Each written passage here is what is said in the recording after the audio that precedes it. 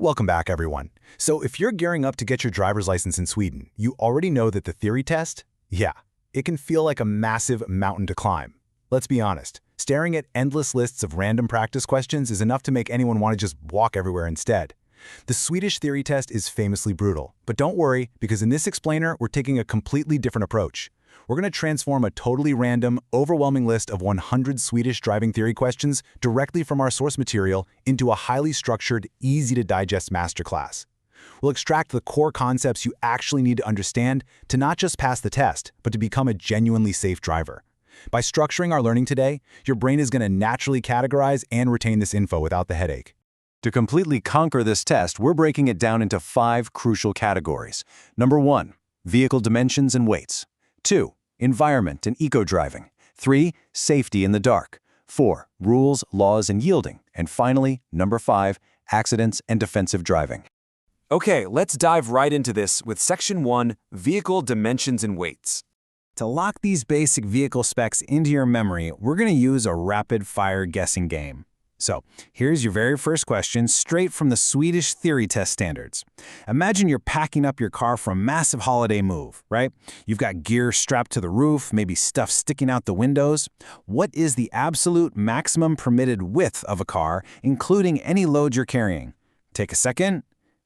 Got a number in your head? The answer is 260 centimeters. This is a hard, non-negotiable limit that you absolutely must memorize. Seriously. 260. Whether it's a naturally wide vehicle or you're just carrying a really bulky load, if it exceeds 260 centimeters in total width, there is no way you can legally drive it on standard roads without special permissions. Lock that number in, 260. All right, let's keep this high-energy quiz momentum going. Next rapid-fire question for you. Say you've got a standard B-level driver's license, and you want to tow a trailer. The rules distinguish between a light trailer and a heavy trailer. So where exactly does the law draw the line for a trailer to still be legally considered light? And the magic number here is 750 kilograms. If your trailer's total weight stays at or below 750 kilos, it's classified as a light trailer. That means it's generally covered under your standard B license. But if you exceed that 750 kilogram limit, it completely changes the game. The licensing requirements shift entirely, meaning you might need an expanded license just to tow the thing. Moving right along to Section 2, Environment and Eco-Driving. You know, being a driver in Sweden today isn't just about maneuvering a car safely. It's heavily focused on eco-driving and minimizing our environmental footprint. The theory test places a massive emphasis on how your daily driving habits impact the world around us, and the numbers brilliantly illustrate why. When we look at the total carbon dioxide emissions across all of Sweden, road transport alone is responsible for a staggering 30%. Every single time we turn the key, we're contributing to that 30%, which is exactly why eco-driving techniques are so strictly tested. Now, one of the most practical ways to reduce those emissions in a freezing climate like Sweden, where, let's face it, we all know the universal pain of scraping thick ice off a windshield in the pitch-black morning, is by using an engine heater. But there are very specific rules on how long to use them based on the outside temperature. Check this out. If it is a freezing minus 15 degrees Celsius, you should turn it on an hour and a half before driving. At 0 degrees, just 1 hour is enough. But here's the truly surprising fact that catches a lot of people off guard. Even when it's a balmy plus 10 degrees outside, turning on your engine heater for just 30 minutes before you start the car yields a noticeable fuel saving.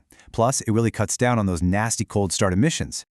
So, let's challenge a really common comfort habit. Especially in the summer, it is so tempting to just hit that AC button and totally forget about it. But think about this question for a second. Does driving with the air conditioning constantly running actually harm the environment? The resounding answer is yes. It's not just free, magical cold air.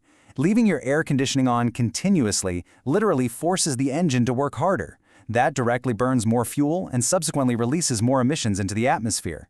A core principle of eco-driving is turning off unnecessary electrical equipment when you don't strictly need it. Okay, let's shift gears to Section 3, Safety in the Dark.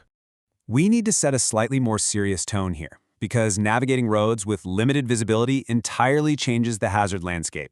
You have way less time to react, and certain things become almost totally invisible. I want you to imagine you're driving on a rural Swedish road at night. There are no streetlights, it is pitch black outside of what your headlights can illuminate. Out of all the potential hazards out there, oncoming cars, animals, tight curves, What creates the absolute biggest risk in this specific scenario? The source material makes it incredibly clear here. The biggest risk is pedestrians without reflectors. A person wearing dark clothing at night without a reflector is practically invisible to a driver, literally, until the car is just a few meters away. By the time the headlights actually catch them, it's often way too late to brake. This is exactly why using high beams effectively and constantly anticipating invisible pedestrians is so heavily stressed in these theory checks. All right, up next is Section 4, Rules, Laws, and Yielding. So the crucial point here is understanding the absolute bedrock of driving, knowing exactly who has the right-of-way, how to read the road, and what the strict legal boundaries are when you slide behind the wheel. And speaking of strict legal boundaries, there is no boundary more rigidly enforced in Sweden than this exact limit, 0.2. That is the blood alcohol limit for drunk driving, measured in per mil. 0.2 is incredibly low. We're talking often equivalent to less than a single beer. It's designed this way to send a crystal clear message. In Sweden, there is absolute zero tolerance for driving under the influence, period. Another core rule involves understanding the visual language of the road itself. Normally, you follow the standard white lines painted on the asphalt. However, when you approach a roadwork zone, you're often going to see yellow lines painted over or alongside those white ones. The ironclad rule you need to remember here is hierarchy. Temporary yellow lines always override the standard white lines. If they contradict each other, the yellow lines dictate your path. No exceptions. Let's look at another highly tested rule, entering a highway. This is not a passive maneuver. The correct approach requires you to use the full length of the acceleration lane and actively heavily increase your speed to match the traffic that's already on the highway. But what's truly fascinating is the uniquely Swedish legal concept applied here. It's called ömsesidigt samspel, which translates to mutual interaction. It basically means neither you nor the cars on the highway have absolute right-of-way. Both parties are legally required to interact and adjust their speed to allow for a safe, seamless merge. It's all about teamwork. Finally, we arrive at Section 5, Accidents and Defensive Driving. You know, passing the Swedish theory test isn't just about memorizing facts and numbers. It is heavily focused on evaluating your mindset. They want to know if you've developed a mature, defensive approach to driving. The test frequently contrasts two very different types of drivers. An aggressive driver is someone who rigidly defends their right-of-way. If the rules say they go first, they're going to push forward, completely regardless of the danger. But a mature defensive driver takes a totally different approach. A defensive driver will gladly break a minor rule or yield their legally granted right-of-way if doing so prevents a collision. Safety always supersedes ego. Part of defensive driving in a Nordic climate is ensuring your vehicle is physically prepared for the weather. Sweden's winter tire laws are strict, so you want to lock this timeline into your memory. When winter hits, by December 1st, winter tires are legally mandatory if there are winter road conditions, and they remain mandatory all the way until March 31st.